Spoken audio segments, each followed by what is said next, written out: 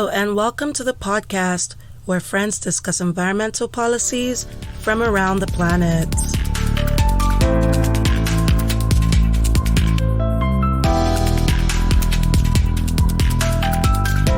Hey guys, and welcome back to the Planet Policy Pals podcast. I'm Ala, and I'm joined here by Ajwa. Hello. Hey girl, what's up? I am good as I can be right now. This is a special episode, guys. It's been 1 year. Before we get started, please remember to check us out on social media, Planet Policy Pal on Twitter, Planet Policy Pals on Instagram, and on Facebook. Leave us reviews, guys. I'll never stop asking. So like I said, it's been 1 year, so this episode is a little different. We are discussing global warming and climate change and the complex mechanisms we use to address the issues on a global scale. But since it's our anniversary, we just want to share some stuff with you guys. Yeah, it has been 1 year since we launched. Can you imagine? It has been 1 full year. Start on the Day of Love, and here we are again on the Day of Love. Doing this. Yay, Allah. Don't we love our lives? We do. It's been great. 2 of us. Wow. Well, now. Well, as you guys know, we start with organizations, and our listeners are actually so awesome because people still listen to that episode. So someone is talking about the show. And I checked the stats for this, and as recently as last week, we had downloads on our very first episode. So we are very glad that we keep welcoming new people to our podcast, and we are very, very excited for you to hear our voices because we think we have really amazing ones. Not really. And fun fact, our most popular episode actually has been our tourism episode from July of last year, and that was actually a great one. I really personally enjoyed that one. I did. I didn't think I would because I was like, tourism, what? But I'm glad I listened to Ajwa because that was Ajwa's idea, you guys.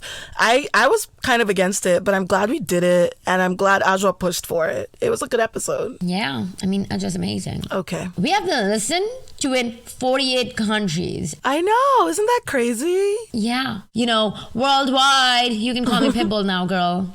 Oh my God. It's crazy. It really is. Honestly, thank you guys so much. We would not have been here without you. We could not have done this without your support. So please keep supporting us, keep liking us, keep reviewing us, and keep rating us, because as women, we really love to be rated. Oh my God. So please do tell us what you think. That was sarcasm, guys. But yes, no, guys, you know, she says keep reviewing us, but some of you really could get started. No shade. We also noticed something interesting with the locations, where overall most of our downloads have come from the US, Nigeria, India, and Pakistan, because at first we bullied all our families and friends into supporting us. But in the past 3 months, New Zealand and Canada are tied for second and third, with the Netherlands in fourth. So thank you guys so much. There are a lot of other countries too, and it's just super cool that someone in Eswatini, which I Googled because I didn't know Swaziland changed their name to Eswatini, has actually heard our voice and not immediately hit next. That's kind of cool. Yeah. Thank you so much. Yeah. We are honestly very glad that you guys like us. Mm-hmm. So in the spirit of our last series, we wanted to share one of our biggest environmental pet peeves. So I'm going to let Ajwa go first. Ajwa, what's your biggest pet peeve? Given what's happening in the world, I feel like everything sort of at this point is a pet peeve for me. But for me, the biggest thing still would be how people just refuse to change their habits because they don't believe that their personal actions are going to make a difference. And I get it. Like, I'm not saying that one person can really make a difference, but I've said this before in our series 2, and I'll say it again. Individual action brings together collective action. Charity begins at home. So your personal change will make a difference in global demand. Enough of us do it, it will push all these companies to actually make a change. And yes, the mega corporations are the biggest offenders, and you not eating meat isn't going to immediately make a difference. But if enough of us change the way we consume, it can have a massive impact on global demand, and it will eventually force these companies to change their practices. So please start demanding more from those in power. That would be my pet peeve, where people don't think they have enough power when I do believe that they do. I guess guess for me, it's like collective action would work, but the environment has become so politicized, which is something we're going to discuss in this episode, to the point where it's not even that you're just against corporations now, you're also against the other side of people who are on the side that it's not that big a problem. So I don't even know if there's enough people to have the collective action. I don't know. That's just how I feel sometimes. I feel like just beaten down about it. But it's true, you do have to do your part. I 100% agree. I have many pet peeves personally when it comes to the environment, but if I had to choose, my thing would be, and this has been going on for so long, when people are like, you know what, yes, global warming is real, but it's perfectly natural and it's normal for the earth to warm. And so like, climate change discussion is just so much fear mongering. First of all, it's not. I mean, like, it can be alarmist. I don't like alarmist stuff, but generally it's not. And the reason I can't stand it, it's very simple. The issues that exacerbate climate change are several, and they go beyond just like rise in global temperature. You know what I mean? Which is what global warming is. And so that's why scientists prefer to say climate change now, because it's all encompassing. Like, you're talking about more than just the earth heating up on its own, which, by the way, as we have explained many times on the show, many of our actions speed it up. We know now for a fact that we are the ones making it warm up so quickly. But you're also ignoring like sea level rise and precipitation patterns and ecological damage that are the results of climate change, things that we are causing. So that always gets on my nerves when that comes up in conversation. So that brings me to today's topic, which is talking about the connection between global warming and climate change a little bit, but we're going to focus mostly on climate change. We talk a lot about climate change on the show, so we're not really going to come here and do a whole thing rehashing things that we've said many times on many episodes. But what we want to do is talk about how climate change is not just something of the future, it's here right now. And the climate has significantly changed over the last 30 years. We want to talk about the mechanisms that contribute to it as far as what people are doing. And we also want to talk about the challenges in mitigating those efforts. Because, average temperature around the globe has increased by 0.75 degrees over the last 100 years. And so we want to get into that. A little history, because Allah is a nerd.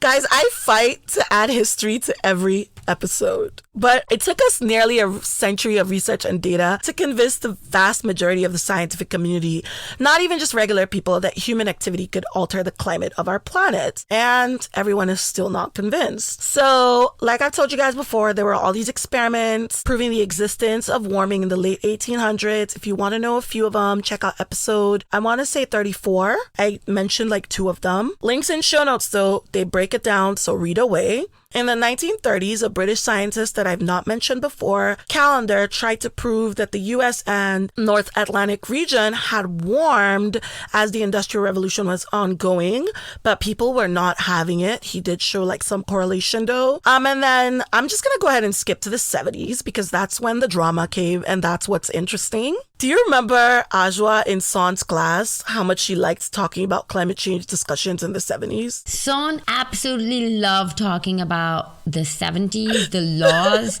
and let me tell you, Indian River. Apparently, Indian River has all the worst kind of shit happening to it. She made me get so into it. I actually started getting into climate change history because of her. So shout out to Son, who could never say my name, but shout out to her. So as more people became concerned about pollutants in the atmosphere, scientists actually thought that the pollution would block the sunlight and cool the earth. So people were talking about global cooling. That was their worry between the 40s and the 70s. But in their defense, the earth actually did cool back then. And then towards the end of the 70s, early 80s, it stopped cooling and then it got crazy hot. It was real weird. Then there was this whole thing that's when people started looking at it more as an opinion game, because that's when we started talking more about the warming aspect, okay? So conservative economic and ideological interests, they started joining forces to combat what they called eco-radicalism. My God. It's like, it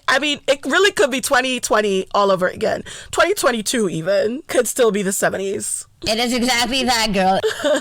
So they started making these conservative think tanks and media outlets, and they were putting out expert PR campaigns. Some of your favorite oil companies were involved, you guys.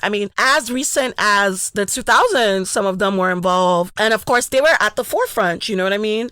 They even paid scientists to back them. A very popular scientist that I don't like, so I'm going to say his name because he's passed away. May he do whatever he does. May he rest in however. His name was Dr. Sherwood Itso, and he is most famous for being a climate skeptic. And he was a climate plant scientist, I guess you would call it, because his entire life and research is dedicated to the interaction between CO2 and plants and a bunch of other things. Like, he actually did research that could have been useful. He did a lot of remote sensing research, and he won a lot of awards. But my problem with him was, like, he always tried to argue how rising CO2 levels could actually be good for the biosphere. And I just, climate denial people would always use his research, and they would always use him to back things. And if you Google him, the first thing you'll see is people using him to claim that climate change people are fear-mongering. So I don't know. But yeah, since the late 70s, the 80s, that guy,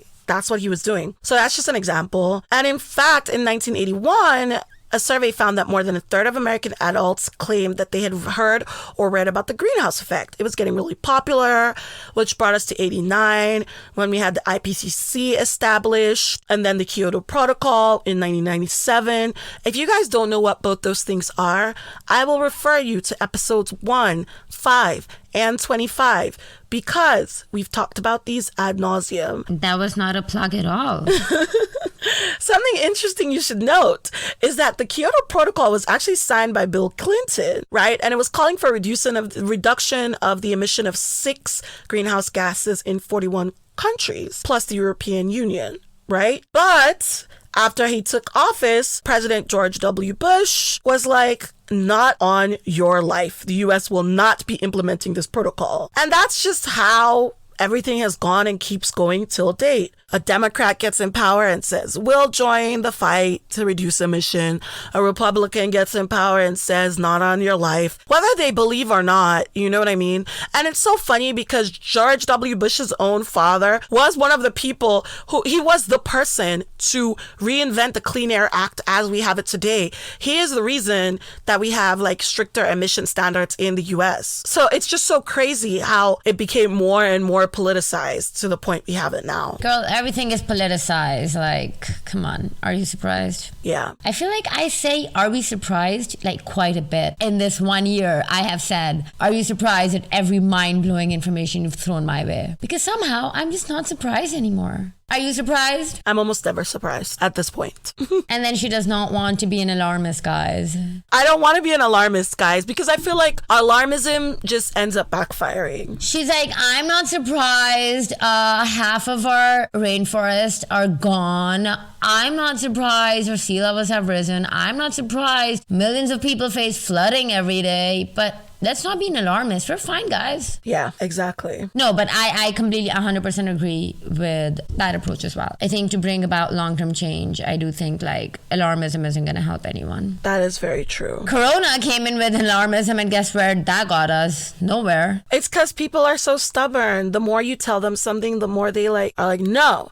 I'm not saying you have to baby people, but I don't think alarmism works. So, like I said earlier, climate change goes beyond global warming. So, Ajwa, how exactly does it go beyond? Well, I mean, of course it goes beyond global warming, because when we have extreme temperatures, there's climate change deniers that get all up in your face and like, ha, you said it was global warming. Look at it. We got record snow. Okay. So yes, it is beyond global warming. There's a lot more that's happening. So climate change the real idea is that Earth, as we talked about it in our previous episodes, Earth is going to go through these changes, right? What we have done, we have just heard those changes. And some of these are largely ecological changes, and they all have really large ecological consequences, of course. So the 3 of the well-documented global changes are increasing concentrations of carbon dioxide in the atmosphere. We have alterations in the biochemistry of the global nitrogen cycle. And of course, the ongoing land use and land cover change that we all see. Again, like I said, rainforests are severely depleting. We have a lot of our food resources, land that we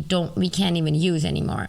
Now, primarily, which is fossil fuel combustion, it has increased carbon dioxide concentrations from 280 to 355 milliliters per liter since 1800s. And that's just significant. Yes, this increase is unique, right? Like, at least in the past, just to give you, like, in the past 160,000 years, the several lines of evidence, they like constantly demonstrate that it is, of course, unequivocally human caused. This increase is obviously going to have climatic consequences, right? And it certainly has direct effects on all of Earth's terrestrial ecosystems. Of course. Like, for instance, the global nitrogen cycle has been altered by human activity, which the primary use is for nitrogen fertilizer, and also it is a byproduct of fossil fuel combustions. But then by all natural pathways combined, and girl, you know how many processes take place in the world. That's true. This Earth is constantly going through changes, right? Your water cycles, you have nitrogen cycles, you have so many cycles that are constantly happening. And now all those cycles on one side and everything that humans cause on the other, and we still win. Of course, isn't that like the whole idea? We're better than everything else? Yeah, we're also the worst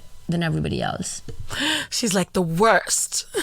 And it's true. Like, I mean, it's important to have nitrogen, right? But you don't want excess. No, excess of everything is bad. Drink too much water and then tell me what happened. But is water bad? No. But if you drink only water, it is bad. So anything that you put in excess that shouldn't be there is going to be bad. So this added nitrogen, it alters the chemistry of the atmosphere and of aquatic ecosystems, right? It contributes to the eutrophication of the biosphere. And just to give you guys a quick science lesson, eutrophication is a process by which an entire body of water, or at least parts of it, it becomes progressively enriched with minerals and nutrients, and mostly they're nitrogen and phosphorus. Now this has substantial regional effects on biological diversity, especially in the most affected areas. Yeah, it can mess with like your algae in your water and things like that. And it's bad for fish, just things like that. It's bad for everything. You're going to eat that fish. It's going to be bad for you as well. You know, it's just, the whole water system is affected. Now, let's talk about land. Land. And land cover, we know it has transformed. It has transformed everything.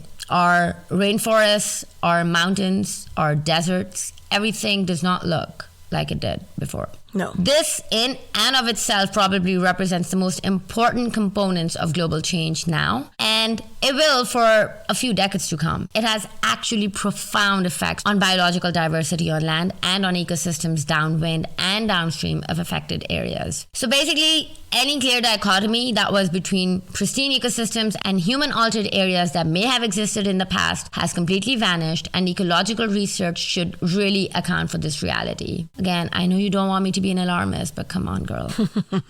Now, these three and other equally certain components of global environment change are the primary causes of anticipated changes in climate and of ongoing losses that we see in biological diversity. And they're, of course, caused in turn by the extraordinary growth in size and resource use of the human population, because we just refuse to accept that we don't need more people on this planet. Although I will say, a life in the US is different than a life in, let's say, even Pakistan, right? Emission-wise and even resource-wise and all that. That is a very good point. Yes, but that still does not change the fact that to grow crops, to grow food, you are going to need area. And are you going to build houses there? Or are you going to make that into farmland? Or are you going to turn that into industry so you have a better economy? What are you going to do? Too many people, too little land. What are you going to do? But on a broad scale, there is little uncertainty about any of these components of change or their causes. However,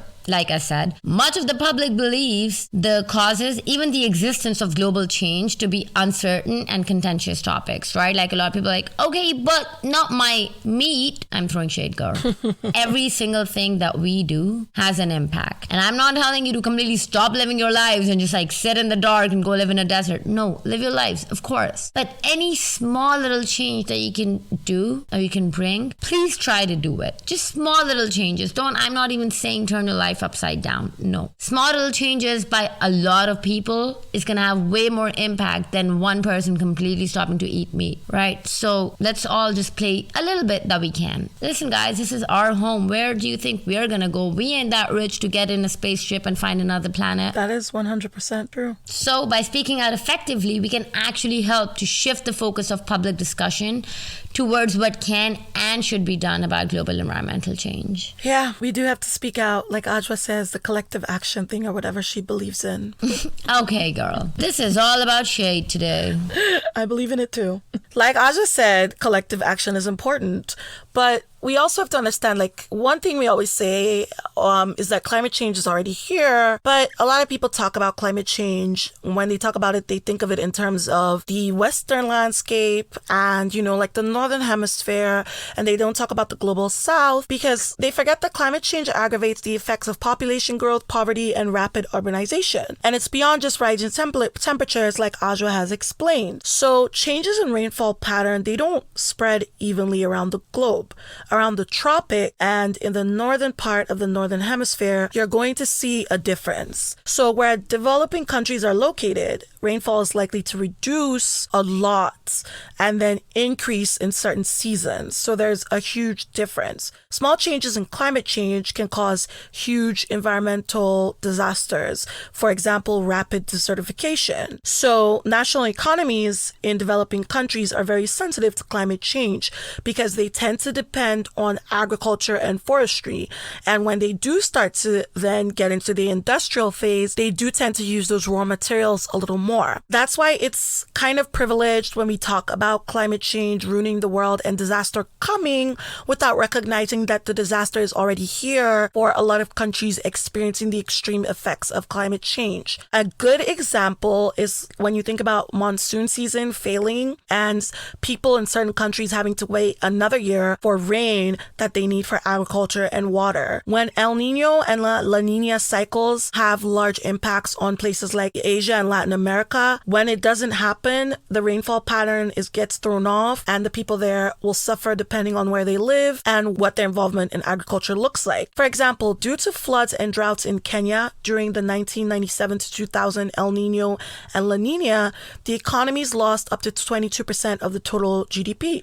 The failed monsoon in 2002 in India slowed down economic growth, and there's data to support that. So you have to think about things like that. And another thing is that temperatures are already very high in many developing countries, and several agricultural systems are not going to be able to survive any more warmer weather. Speaking of developing versus developed countries, I really hate that that's the identifier we use. Tell us some of the worst offenders, Ajwa. I know you're asking me, but it kind of seems funny that you're asking me. What do you think are the worst offenders, Allah? Of course. So despite all this burden that they want to put on us consumers to reduce our carbon footprints, which I agree with you guys, okay? I'm not saying let mega corporations get away. No, I'm not saying that this is on you. No, I'm saying just, a little bit.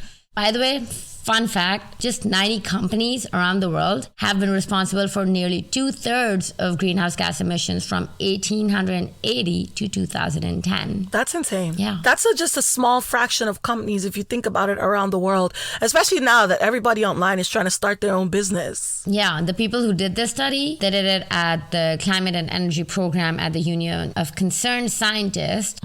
Yeah, they're very concerned. I'm in a joy because I'm very concerned. Yeah. I think we're all very, very concerned, but at least you're a scientist, so you can. But no, in this study, the research team wrote that the emissions traced to these 90 carbon producers contributed 57% of the observed rise in atmospheric carbon dioxide. And that was just up to 2010. Imagine now, because they've been going hard. 42 to 50% of the rise in global mean surface temperature. Wow. And 26 to 32% of global sea levels rise over the historical period. Also, if you really want to give it a little bit perspective, just since 1980s, just in this period, they added 43% atmospheric carbon dioxide, 29 to 30 35% of global mean surface temperature and 11 to 14% global sea levels. They work hard at being so awful. Again, I'm going to say, are we surprised? But, of course, coal, oil, and natural gas are produced by 83 of these companies. Of course, give it up, guys, for energy companies. Yay! The remaining are cement and building material manufacturing companies. Ajwa, we are going to be out of jobs. You know this, right? Yeah, nobody's going to hire us. They're going to Google, Ajwa Zahid, Google. Oh, let's see what this episode was about. She hates Exxon. She hates BP. Oh, okay. Ma'am, why did you send us your application? Oh, girl, there's more names. Chevron. Ugh. Well, since you mentioned these companies are actually the ones that are responsible for climate change. That includes, of course, the Saudi Aramco, Chevron, ExxonMobil, BP, Gazprom, and the National Iranian Oil Company. Yeah. And they're all like you see, they're all spread across the world. It's not like it's focused on one place. Nope. The top emitter, though, was still China's state-owned coal and cement production company. Of course, China, number one, followed by the U.S., number one in their own minds. And it's so funny how they're constantly competing to be the number one dicks. I know. It's so weird. Apart from the Middle East, I guess, even including that, like most of these are kind of like in the northern hemisphere. You know what I mean? And we talk about the Arctic. Although they do have companies around the world. I mean, BP put a lot of its resources and Mobil and Chevron into destroying Nigeria, amongst other companies. So, you know. Yeah? They spread their goodwill. Is that what we call in greenhouse gas emissions now? Goodwill? I mean... Maybe if you call it goodwill, these people will stop doing it. Yeah. There we go. See, we came up with the solution. You heard it here first, guys. Yeah, you heard it here first. We said it first. Okay, so half of these emissions are actually produced in the past 25 years. And it's funny because in the past 25 years is when we start talking about, climate change. Yeah, that's why. And during this period, while some noted oil giants and household names chose climate change denial and funded organizations that question climate scientists, others actually transitioned from being an oil or coal producer to an energy company, kind of like projecting a cleaner profile. So, this still changes, and so we gotta give credit to you. They do the same thing. They just call themselves energy company. It's the same thing. You can't just change the label. You know what? I'm gonna calm down. But anyway, it's okay. Speaking of trying to make changes, the problem is that it's hard to hold these people accountable. And the reason is that different countries pay different prices for climate change. And not just that, every country decides how it's going to hold people accountable. So first, let's talk about the UNFCCC petition to shorten their name. My goodness. If you want to know about them, again, I will refer you episodes 1, 5, and 25. We talked about them. The United Nations Framework Convention on Climate Change, is an international treaty adopted in 1992 by most of the world's countries. We know that it was set up to tackle global warming at the time and now climate change. One of the achievements, in my opinion, really, the only thing they really do now is having a reporting framework which provides information on GHGs and removal using common categorization and definitions. They have the Kyoto Protocol that we discussed in episode 5 and on the last episode 35. I remember all the episodes, guys. I will plug all day. I'll do it. This is our anniversary. Right? And they have these 2 agreements. They have the Cancun episode and the Paris agreement. And the Cancun, episode. They have the Cancun agreement and the Paris agreement. So they also have like hundreds of decisions that they've taken. The issue is, at this point, people are just like, a protocol, you say, an agreement? Sure, I'll sign. And then they're like, oh, you guys know, like the glorified IPCC said something. That's kind of how they do it. They act like these people are just giving them pieces of paper and reports. And like, no, we'll totally do it. In fact, that's why we have the Paris Agreement, because the Kyoto architecture became inadequate. The firewall divided the commitments between developed and developing countries, which is necessary in some ways, but it became problematic because the countries that were considered developing at the time, China, India, Brazil, South Africa, under the Kyoto regime, started to boom and become industrialized. I mean, China was there, India was there. Those people are some of the bigger emitters now. And then they started arguing, well, should they start paying more? And then we get stuck, and now we have the Paris Agreement. Fine. Okay, so let's talk about the Paris Agreement. Well, every country that signed up to the Paris Agreement sets a target, which is known as the Nationally Determined Contribution, NDCs. And they set it for 2030. But what they're actually doing to get themselves there, everybody can do their own thing. So corporations in various industries contribute way more to worsening climate change than any household. So what you need is laws to address those people. That's the key thing that you need. But not a lot of countries have laws on the books yet for them. Out of larger industrialized countries and regions, the EU and the UK, as well as South Africa, are currently the only places where the 2 degrees Celsius goal, as far as like the bigger places, are expected to be met. While it is expected to be missed, of course, in the US, Japan, and Canada, out of the places that have actual laws on the book. African nations, Nigeria, Ethiopia, Morocco, Gambia, and Kenya, as well as Costa Rica and Nepal, are named by the Climate Action Tracker to be on track to meet the 1.5 degrees Celsius goal. Thank you very much. And of course, like, just forget about places like China and India. You guys just like take them off the list. They have not even like set the laws to reach that goal. They're like, goal, you say? How interesting. Like, they're like, what? We all set a goal. Was I there? I was at that COP. Dude, 100%. Modi went around telling everybody, no, what? We will get there. What do you mean? And then he went home and he was like, goal? What goal? So it was just like stuff like that keeps happening. And that's really what brings up challenges. That's just kind of how it works. I mean, didn't Modi, like, in the last 20 minutes of COP26 just convince everyone to not sign on the coal bill? Speaking of coal, I just, please, I don't want to get back into energy companies. And I do not want to talk about Modi. My heart cannot take it right now. So you know how we talk about companies and how you were like, oh, they're just coming up with it. So when we really talk about them, what do you think is the worst when it comes to greenwashing? So for those who don't know, greenwashing is basically what we said about the energy companies when you like try to make it seem like, oh, we're environmentally friendly, you guys. We're better now. We're not an oil company. What do you mean? We're an energy company. Something like that. That's greenwashing. One of the ones I don't like is when companies will be like, we're so green in all their commercials, like car companies, because they have 1 or 2 electric vehicle models. And don't get me wrong, I love cars. I've always liked classic cars. But don't lie to me. You know what I mean? Because your company your factories, they use tons of energy and not all of that is sourced sustainably. So don't lie to me. Why are you doing that? It's false advertising, it's pandering, and it's insulting to your consumers.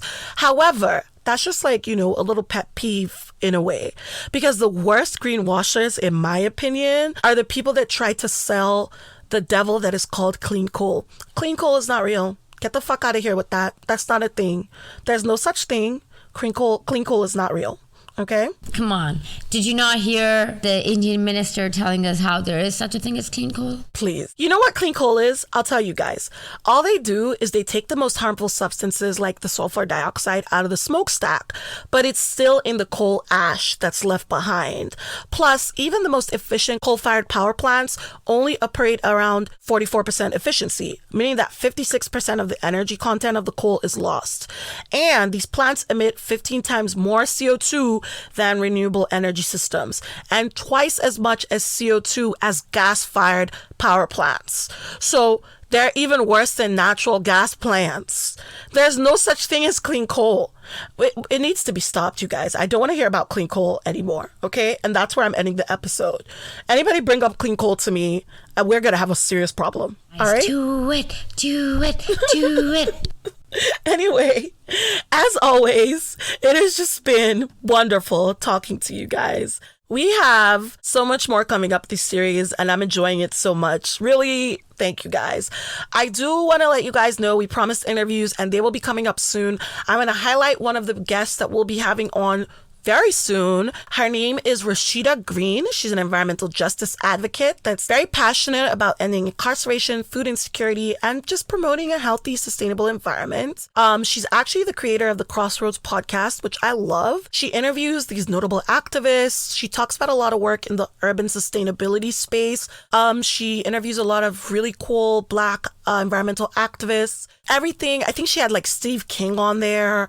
She talks about everything from like food food, just a bunch of things. And it's just, she's great to listen to. I can't wait to have her on here, actually. She's going to be discussing with us about media representation when it comes to climate change.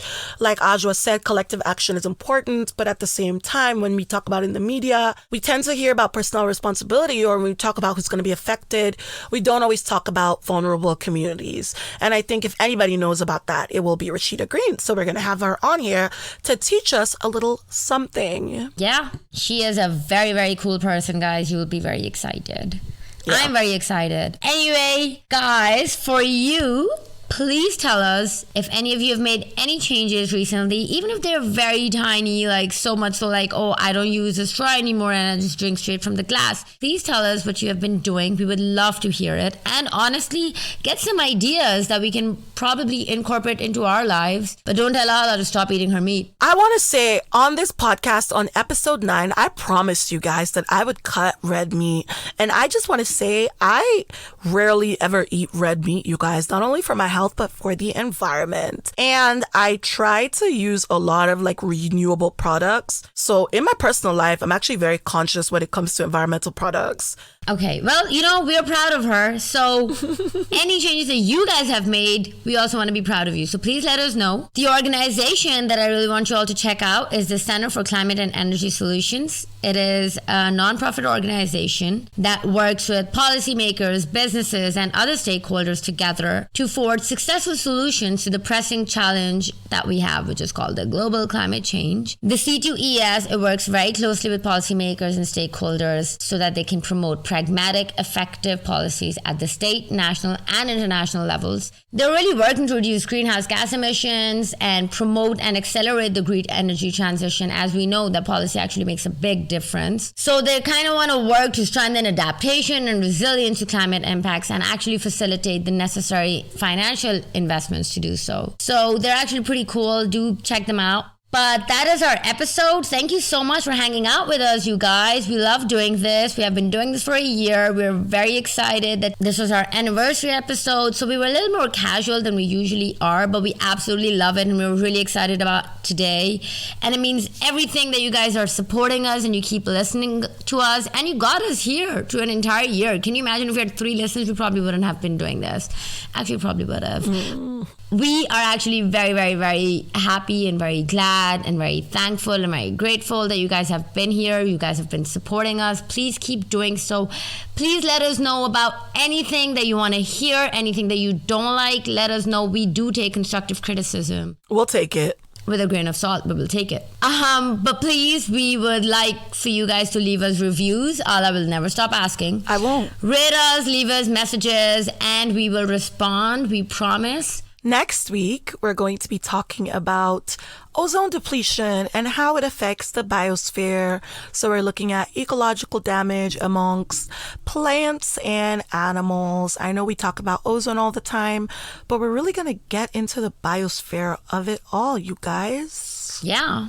And we are very excited to bring that episode to you. So we really hope you're just as excited. In the meanwhile, find us on Twitter at Planet Policy Pal, Instagram at Planet Policy Pals, and like our Facebook page. Try to stay warm, even though we're towards the end, hopefully. Summer is just around the corner. We can't wait. But until next time, keep learning.